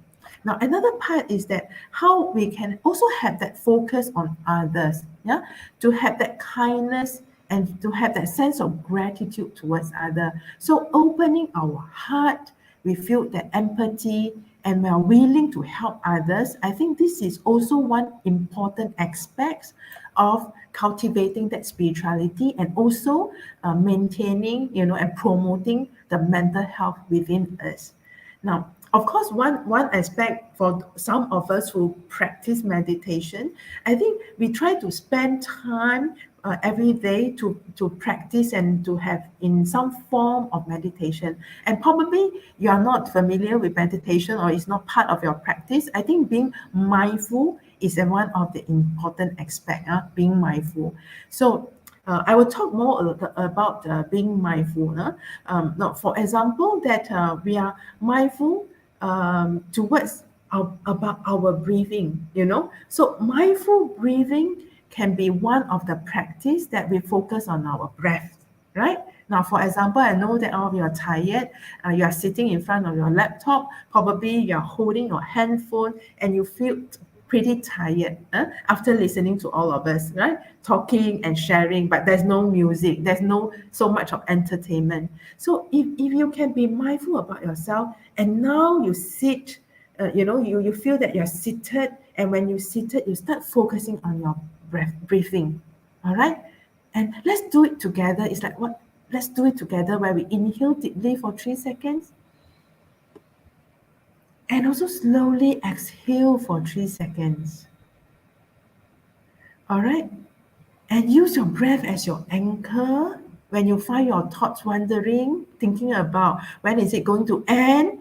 Then you remind yourself to come back to your breath and inhale again for 3 seconds and exhale again for 3 seconds, right? Now, while by doing so, you can see that we start to pay attention and be mindful about us, that we are living creature, that we can breathe, right? So when we take in every breath of it, we feel what? We feel that, wow, we are so blessed to be a human being. We feel that we have so much of gratitude towards how we have been created, and there we feel connected with our families, with our God, with our surrounding. That's being mindful. And by just practice all these simple little activities, it actually helped to cultivate our mental health. All right, and prevent us from suffering from probably stress and to better regulate our emotions. So I just wanted to quote very simple practice, right? Of course, some of you will say that exercise will help. Definitely, exercise will help. Doing some stretching will help. When we do some stretching, we are being mindful of ourselves, mindful of our body. So these are some of the little tips that, of course, all of us will know, but not all of us will practice in our daily life. So it just take it as a reminder to myself and also to all of you. Thank you, Dr. Tan. The way you have shared to people spiritually with mental illness is really helpful, Doctor. So, Alhamdulillah, I am pleased with Dr. Mohd Nasir and also Dr. Tan Hakli, meaningful knowledge sharing just now. Thank you so much to both of you. So now let's move on to the question and answer session. If there is any question from the audience, please feel free to ask in the comment below.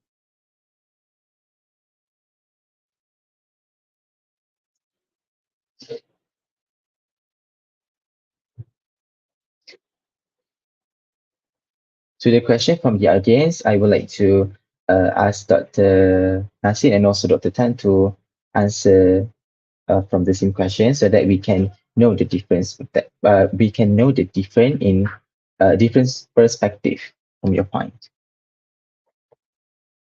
Okay, so do we have question?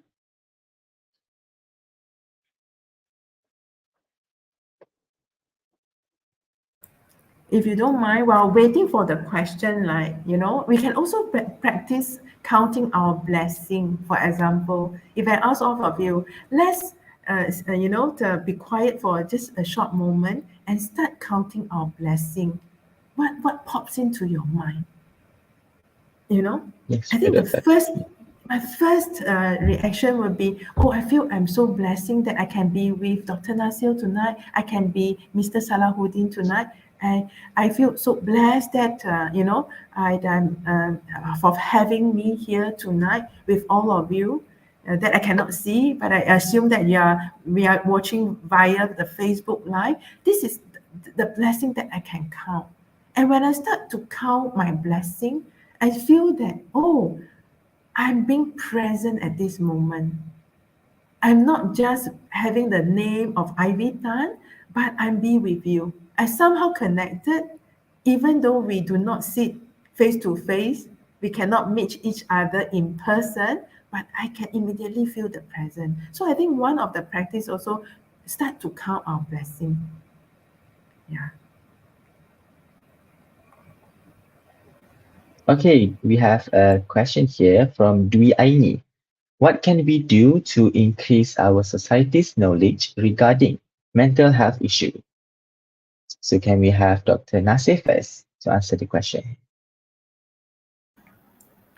Okay, thank you, Salahuddin and Dwi Aini. Okay, before I give some comment on that question, let me share what the researcher has been done.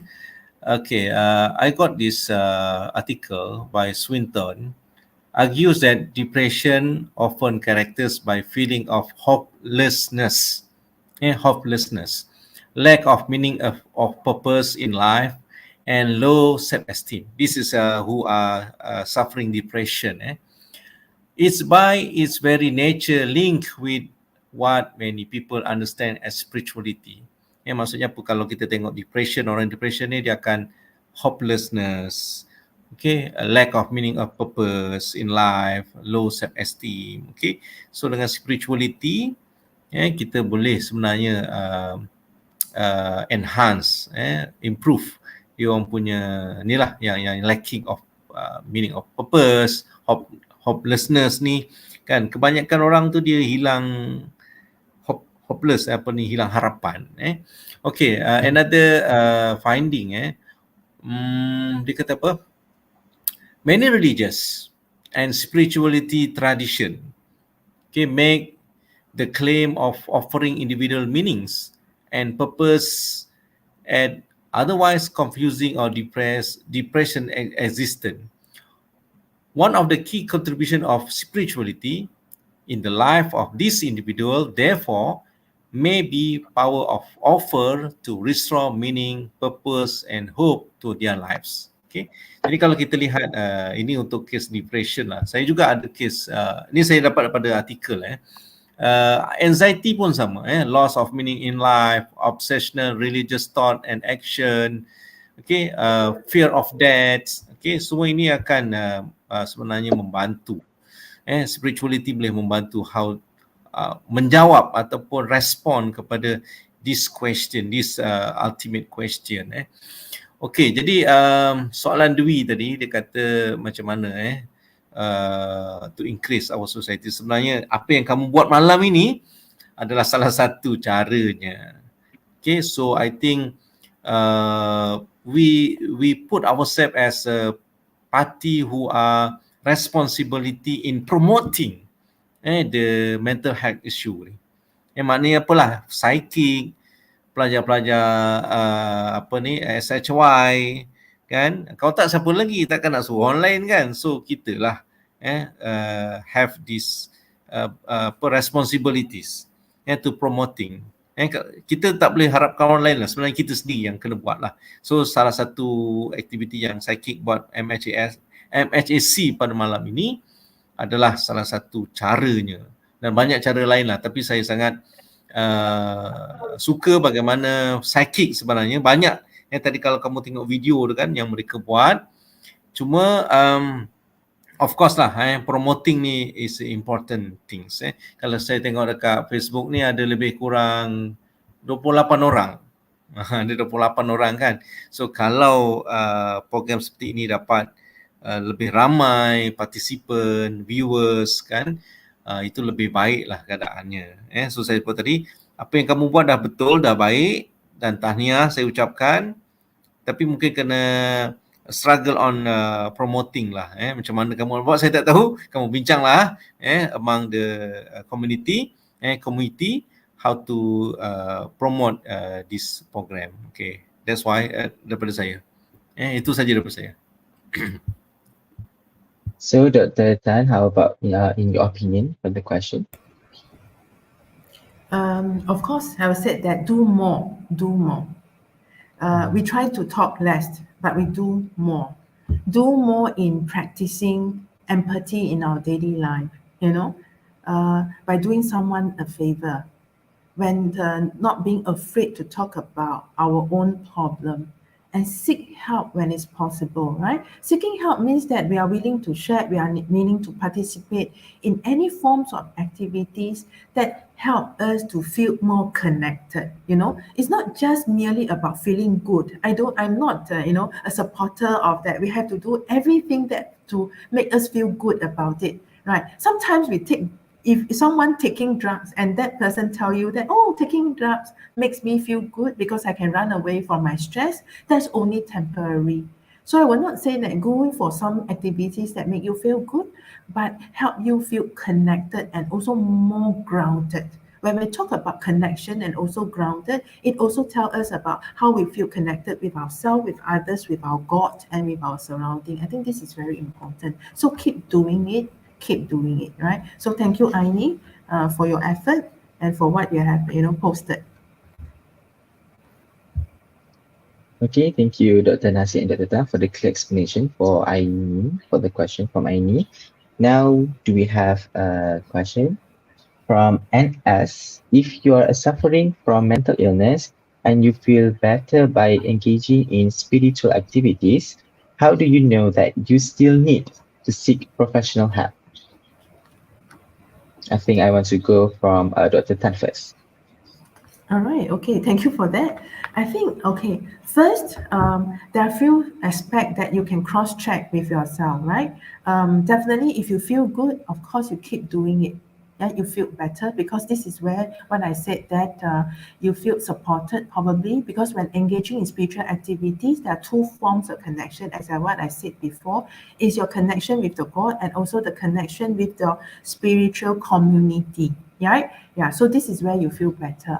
But when it affects your daily function, meaning that you start to feel that your level of social functioning has decreased. For example, you are not able to pay so much of attention on your work, and your work quality deteriorated. It just jeopardize your focus, attention, your period of your focus and attention. And there's certain group that you feel that you cannot perform as what you can perform in the past. And sometimes when you're not attending spiritual activities, you feel that there's a lot of pain within yourself. So this is also always cross-check with yourself. If you feel miserable, sometimes seeking treatment, seeking help. When I say treatment and help, it can be treatment in terms of medicine, and also in terms of seeking counseling, and also psychotherapy, right? So this is one aspect of it, that then you know that you need to seek professional help. And also another part of it, when seeking professional help, it also helps us to look at and understand ourselves better, so that we learn to come up with a better coping strategies, and we know how to take care of ourselves better. So sometimes we need another person to share with us and to reflect on what we are doing right now, instead of us looking at ourselves most of the time, right? So I think these are a few things I would like to highlight. Thank you. Okay, thank you, Dr. Tan, for your clear explanation. And now we want to ask the same question to Dr. Nasir. Orang kata nak dengar daripada pendekatan Islamik sikit lah, boleh ke Doktor? Okay, thank you. Okay, sebenarnya gini pada NS yang bertanya saya suka mengatakan bahawa pendekatan holistik ni, integration ni, kita kena semua bahagian kena ambil bahagian lah. Maksudnya apa? Even you feel okay with the spirituality activities, okay? Sebenarnya my suggestion okay lah, saya ni bukan profesor serba tahu semua benda, kepala tahu kan, semua bukan saya tak tahu semua. Cuma ini pandangan saya saja. Saya kata ginilah, untuk lebih baik kan,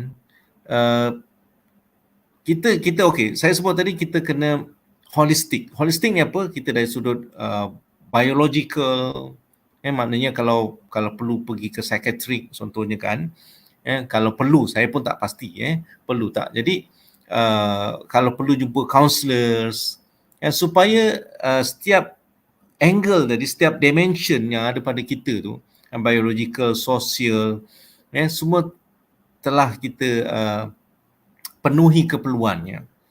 Sebab itu saya kata kalau spiritual saja pun dalam keadaan tertentu dia tidak membantu. Saya berani cakap macam ni sebab apa? Kadang-kadang memang disebabkan oleh unbalanced chemical inside your brain. Kan? So we need memang bantuan ataupun rawatan yang memerlukan makan ubat. Kan? Jadi kita tak tahu.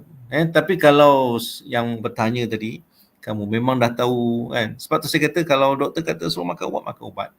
Jadi kita jadikan komponen-komponen ni spiritual, biological ataupun medical, social, support sebagai kita punya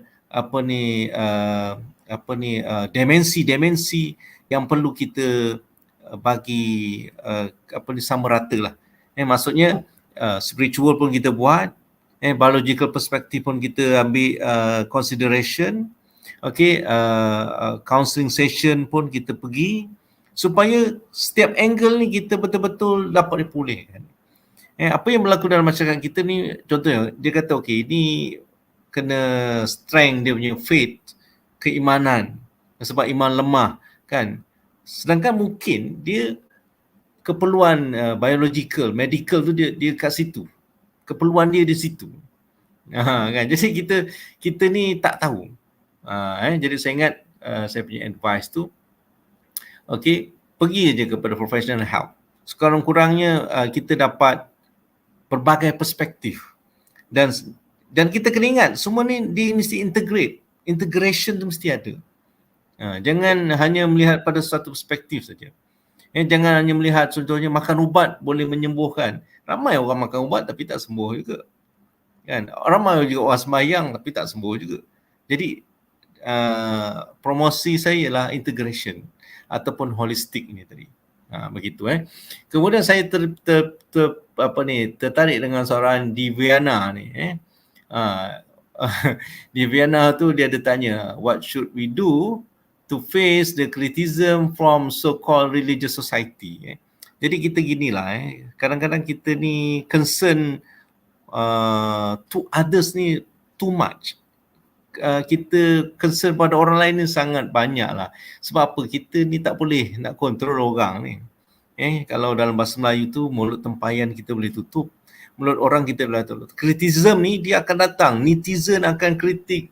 Kawan-kawan kritik dan mungkin siapa pun saja. Jadi kita hanya boleh kawal diri kita sendiri saja. Dengan siapa kita nak berkawan. Apa yang kita nak baca. Kalau kamu rasa Facebook, Twitter, Insta, TikTok ini menyesakkan pemikiran kamu, uninstall aja benda-benda tu. Mungkin ada WhatsApp group aja pun cukup lah. Ataupun ada Telegram. Jadi kalau kamu terlalu banyak bahan-bahan yang toxic seperti ini, maksud saya apa? Dengar orang cakap, kita cuba to please them. Kita cuba fulfill kemahuan mereka. We are suffering. Penat kita. Jadi kita kontrol diri kita dengan siapa kita nak berkawan. Mungkin social media tu mungkin 1-2 lah untuk kita connection dengan kawan-kawan kan. Tapi kalau dah sampai menyebabkan kamu menderita tu, saya ingat left apa ni dia punya itulah uninstall saja. Jadi di Vienna saya kata kita tak boleh nak kontrol orang. Kita hanya kontrol diri kita sendiri. Jadi susah juga nak kontrol orang lain tu. Jadi itulah respon saya kepada soalan NS dan juga di Vienna. Sarudin. Thank you, Dr. Nasir, for your sharing. And also, maybe Dr. Tan can share also your opinion about Diviana question. Right. I would first of all, I would like to thank Diviana. When you post this question, it means that you are really, you wanted to focus on that. You wanted to face it. I think this is the very first step, right? Now, whether we can escape from all this criticism, of course, I will say that we can't. But we have to identify our needs. So, Diviana, let's look at it. What's your needs? What's our spiritual needs? So I think this is where we can start to make some decision for ourselves, right? In order to take care ourselves or to have better self-care. We choose the community that we feel that we are more secure and we feel that we are more accepted. I think this is something that we can do for ourselves. Now, by saying so, we are not towards that being a self-centered person or just withdrawn from that social community. This is not what I meant. What I meant is that we can choose to go to a community where we feel supported. I think that's a matter of choice. Yeah. Now, second part is that we can also choose to pay attention on what we wanted to pay. Right? Now, for example, I think it's good to always watch how we talk about ourselves and how we talk to ourselves.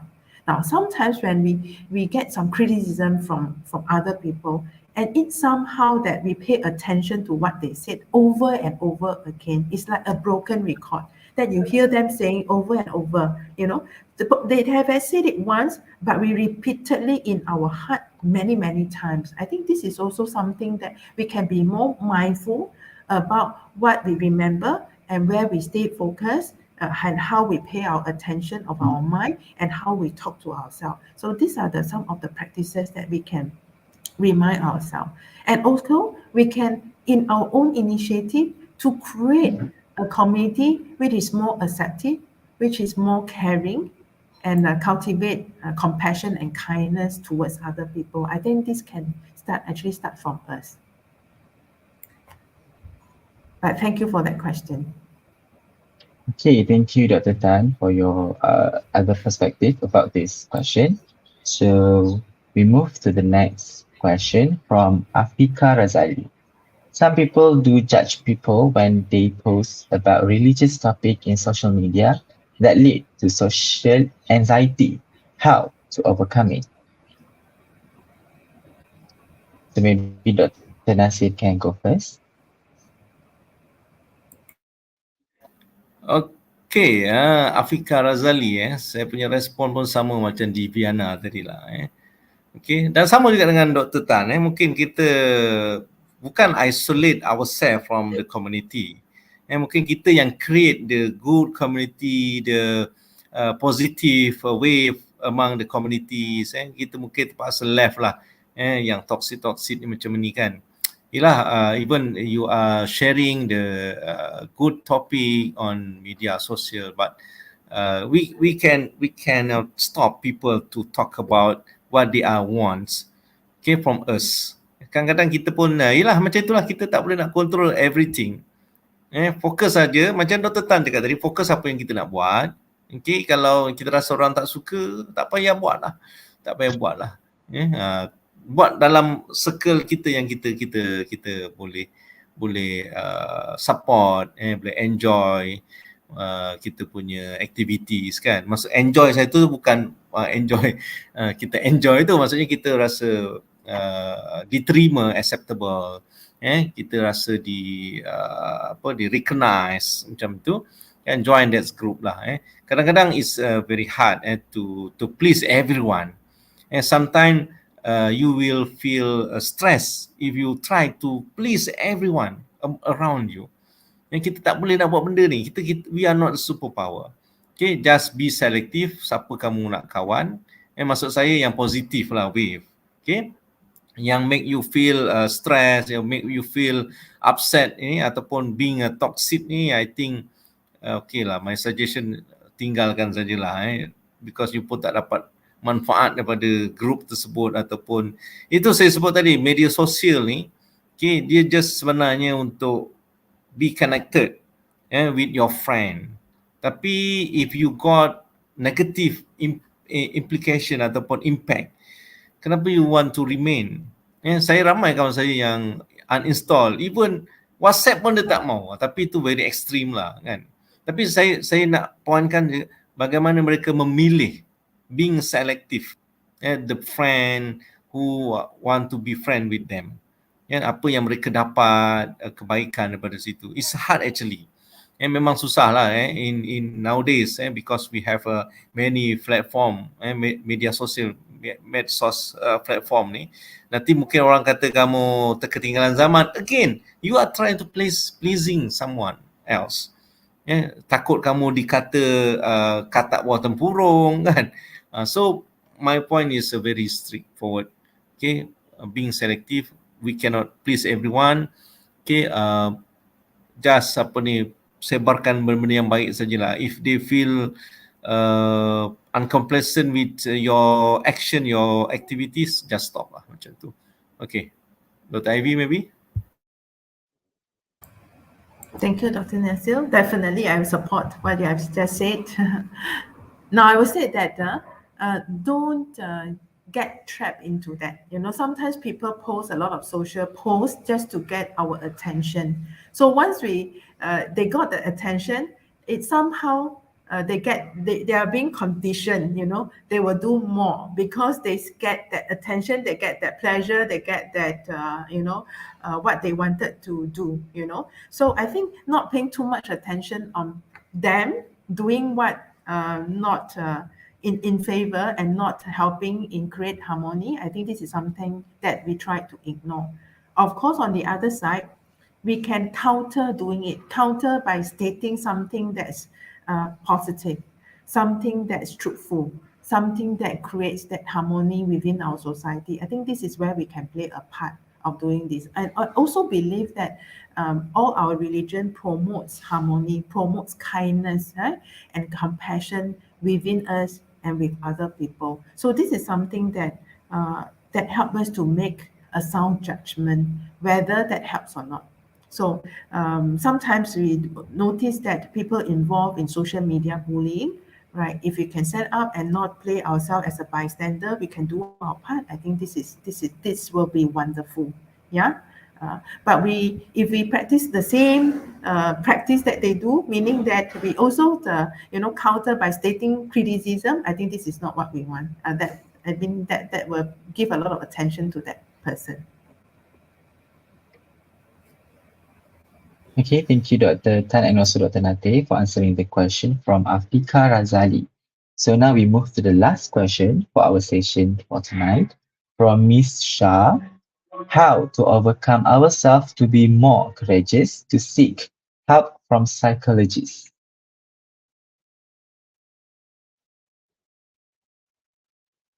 Yes.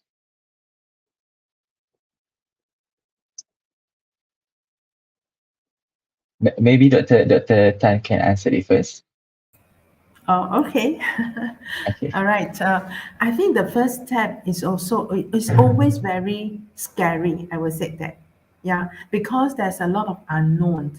As a human being, we are kind of fearful and hesitate whenever we face an unknown situation, right? An unknown situation. So focus on what we want for ourselves. I think this is the first step. And also looking at whether it's a psychologist, whether it's a counselor, we are all human beings.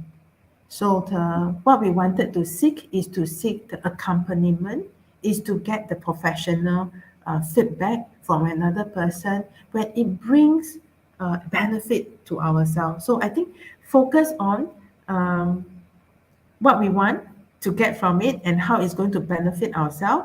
Second part is to acknowledge that we do feel fearful about it and it needs a lot of courage to seek help. We acknowledge that and we also comfort ourselves or encourage ourselves and tell ourselves, why not give it a try? Yeah, it's scary, but why not give it a try? I think to create that self-talk within us, yeah, that can be a better way of encourage ourselves to seek help. And then third is that if you need accompaniment, don't go by yourself. Get your friends to accompany you. Of course, they will be waiting outside, and but you feel that you're not alone. So this is something that we can do for ourselves, so that we are more courageous to seek help. And thank you for that question. It's so important.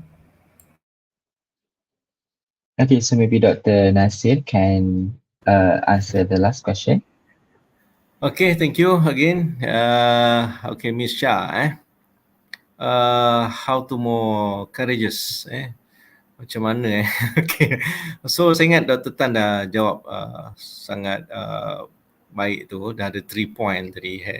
She mentioned about how to encourage yourself to seek help from professional helper. Okay, so gini lah sebenarnya saya ingat secara umumnya lah in general we have some kind of stigma, negative thinking. I think stigma, negative thinking about psychologists, counselors kan. Okay, so I think ini adalah satu perkara yang boleh diterima lah walaupun mungkin bukan normal, I think acceptable. Rasa unknown tadi, rasa tak tahu kan. Jadi kita ada stigma apa akan berlaku. Okay. Jadi beginilah, macam kita sakit lah, sakit kepala ataupun pening. Kenapa kita jumpa doktor? Biasanya kita dah tak tahan. Dah tak tahan lah kena jumpa doktor. Kalau setakat sedikit-sedikit ni mungkin kita makan Panadol for example kan. It same goes with your unpleasant feeling. Your burden of your feeling burden. Sama je, mana kalau kita ni rasa macam okey, kita takkan jumpa. Tapi rasa macam dah burden, dah rasa macam macam mana nak buat kat situlah saya ingat biasanya kita akan mengambil tindakan berjumpa dengan counselors. Saya ingat semua orang akan berada dalam situasi tersebut. Mungkin first stepnya kita akan cakap dengan kawan-kawan. Cakap dengan kawan. You have to say something about your feeling to your friend, to your trust friend. Kawan yang boleh dipercayai lah, trusted friend. It is, I think, this very first step lah before you decide to come and see a professional helper. Okay, mungkin kamu boleh cakap dengan kawan ataupun if you have a good relationship with your parent, maksudnya relationship maknanya close with your parent. Okay, you may say to them. Ataupun kadang-kadang ada yang rasa, oh lah, kesianlah ibu bapa saya sudah tua, mereka pun berada jauh kan. So mungkin yang paling dekat ialah kawan lah. Okay, kawan. Okay, tapi rasa kalau tak tak release juga, I think you need to go to professional helper. Okay, we decide for that ourselves actually. Macam saya sebut tadi, macam mana kamu pergi ke PKU, Pusat Kesihatan Universiti. Kenapa? Sebab you rasa tak boleh, I can't stand anymore. Saya rasa saya dah tak boleh dah ni, saya tak boleh dah, saya dah pening, tolong bawa aku pergi PKU. Kan? Samalah macam tu. Dan kebanyakan tu, dia ada stigma tadi saya kata lah. So my response to Misha question ni, okay, just courage, slowly, okay, you don't need to fear with your counselors or psychologists kan, mereka pun sama manusia juga. Okay, so mungkin kita try to get their perspective lah, views. Kadang-kadang kita ni kita trap ataupun kita lost in ourselves, in our mind, and we don't have the way out, how to find the way out. So kita dapat the second opinion from our friend, parents ataupun even counselors kan. Sebab apa, kadang parent pun dia dah tak tahu nak buat apa dah. Aku tak tahulah kau nak buat apa, kau jumpalah counselor ke siapa-siapa lah. Jumpalah kau punya apa ni, lecturers ke apa kan. Macam itulah. Sebab tu saya kata tadi, biasanya kita ni kalau dah tak tahan, kita akan cari mereka. Okey, Assalamualaikum. Itu sajalah daripada saya. Okay, Doctor, thank you so much for the clear explanation. So basically, we end our question and answer now because the time is, completely not really in our side. So we end our sesi soal jawab with wabillahi taufiq wal hidayah. Thank you for the questions also. Thank you also to Dr. Nasir and Dr. Tan once again for the meaningful sharing. Now I will pass to the MC to take over the event. Thank you so much.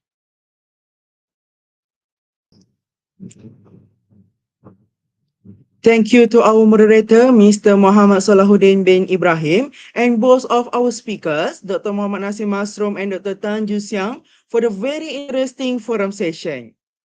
Lastly, we would like to continue with the photo session for today's program. I would like to request the panel to turn on their cameras so that we could take a group photo to end today's program.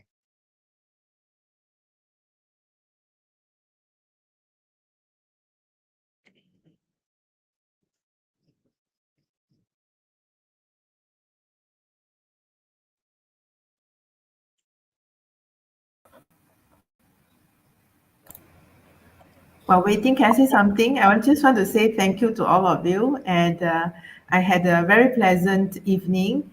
And every sessions that I have with Dr. Nasir has been always a pleasant one. So thank you again to Club Psychic, Mr. Hazid, our moderator, Mr. Salahuddin, Farisha, the women, the lady behind the screen, and also Adam, our technical person. Thank you so much. Most welcome, Doctor. Okay, ready? All right, everyone's ready to posing. All right. 1, 2, 3, smile. All right, one more time. 1, 2, 3, smile. Oh, all right. Okay, freestyle. Maybe do a piece or a mini love, right? Okay, thank you, Dr. Tan. All right, 1, 2, 3. All right, thank you. All right, we end our photography. I'll pass it on to Master of Ceremony. With the end of the photo session, I hereby declare that we have reached the end of today's program. We would like to thank each and every one of our participants for taking part into this program. Thank you very much, and Assalamualaikum warahmatullahi wabarakatuh.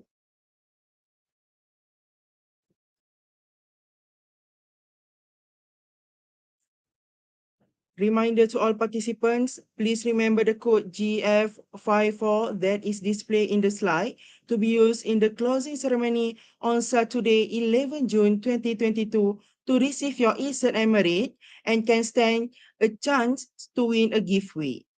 I repeat, a reminder to all participants, please remember the code GF54 that is displayed in the slide to be used in the closing ceremony on Saturday, 11 June 2022 to receive your e-cert and merit and can stand a chance to win a giveaway.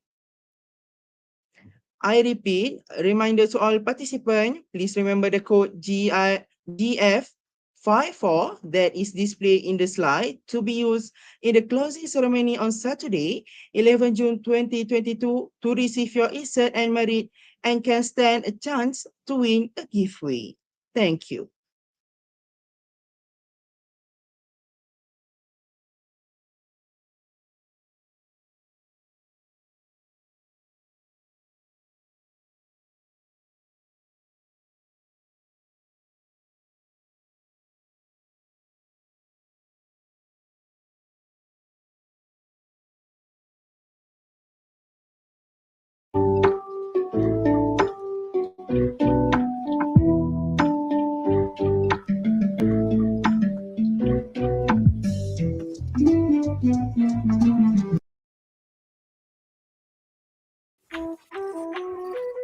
Wind, show me where to go.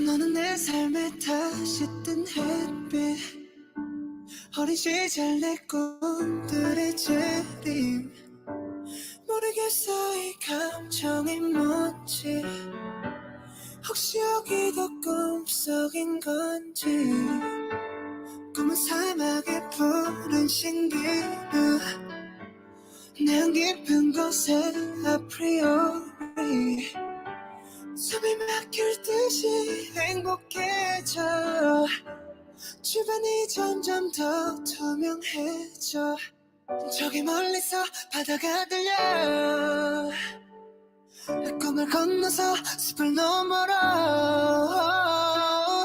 선명해지는 그곳으로 가 Take my hands now You are the cause of my euphoria Yeah, yeah, yeah, yeah, yeah, yeah. Oh yeah, yeah, yeah, yeah. Euphoria, close the door now. When I'm with you, I'm in utopia. 지워진 꿈을 찾아 헤맸을까. 운명 같은 하나말과 달라. 아픈 너의 눈빛이 나와 같은 것을 보는 걸. When you play stay dreams, yeah. 저기 멀리서 바다가 들려. 그 꿈을 건너서 숲을 넘어라. 선명해지는 그곳으로 가.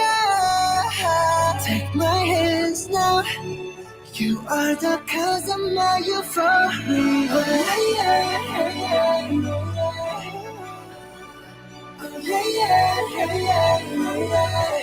Euphoria. Take my hands now. You are the cause of my euphoria. 모래바닥이 갈라진데도 그 누가 이 세계를 흔들어도 잡은 손 절대 놓지 말아줘. 제발 꿈에서 깨어났지 마. 저기 멀리서 바다가 들려. 그 꿈을 건너서 숲을 넘어라. 선명해지는 그곳으로 가. Take my hands now.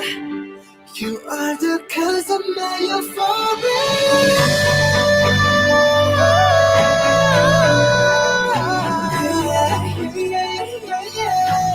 Euphoria. Take my hands now. You are the cause of my euphoria.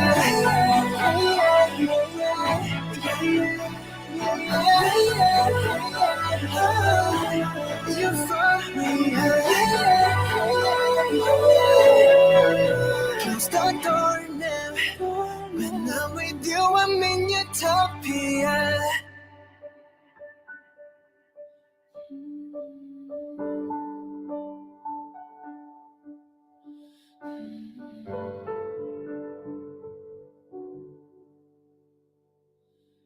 Euphoria.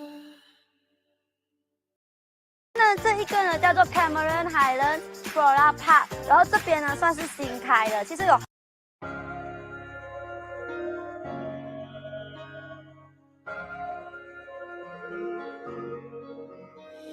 눈을 뜬다 어둠 속 나 심장이 뛰는 소리 났을 때 마주본다 거울 속 나 겁먹은 눈빛 해묵은 질문 어쩌면 누군가를 사랑하는 것보다도 어려운 게 나 자신을 사랑하는 거야.